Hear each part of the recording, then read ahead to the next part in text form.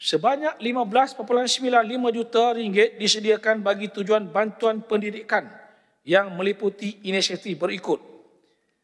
13.2 juta diperuntukkan bagi bantuan khas pendidikan, 2 juta ringgit untuk program Back to School dan 0.75 juta ringgit bagi bantuan voucher buku yang akan dilaksanakan oleh Pusat Aspirasi Anak Perak, PASAP, untuk pelajar di peringkat sijil, diploma dan ijazah sarjana muda. Mendukung pelaksanaan program dan bantuan pendidikan di pelbagai peringkat sekolah, Kerajaan Negeri meneruskan kesinambungan program tuition Cikgu Sakrani. 2.2 juta ringgit diperuntukkan oleh Kerajaan Negeri bagi menjayakan inisiatif ini melalui program berikut. 1 juta ringgit untuk inisiatif tabung simpanan pendidikan anak Perak, TASPEN. 1 juta ringgit untuk program beasiswa Menteri Besar dan 1 juta ringgit bagi program teduhan kasih anak-anak Perak. Selain itu, bantuan makanan percuma bagi calon-calon peperiksaan SPM, SPVM, STPM dan STAM juga akan diteruskan pada tahun hadapan melalui kerjasama GLC Negeri.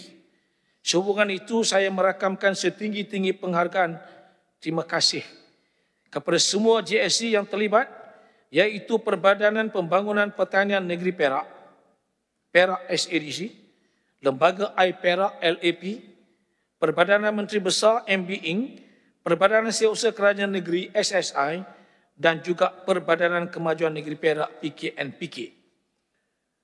Kerajaan Negeri juga memperuntukkan 11.45 juta ringgit meliputi bantuan-bantuan kepada kumpulan pelajar di peringkat pengajian tinggi, iaitu 6.9 juta ringgit untuk insentif siswa dalam dan luar negara bagi pemberian secara one-off sebagai persediaan melanjutkan pengajian. Daripada jumlah tersebut, 6.5 juta ringgit bagi insentif siswa dalam negara dan bakinya 0.4 juta ringgit bagi insentif siswa luar negara. 4 juta ringgit bagi program sara diri dan kecemasan mahasiswa.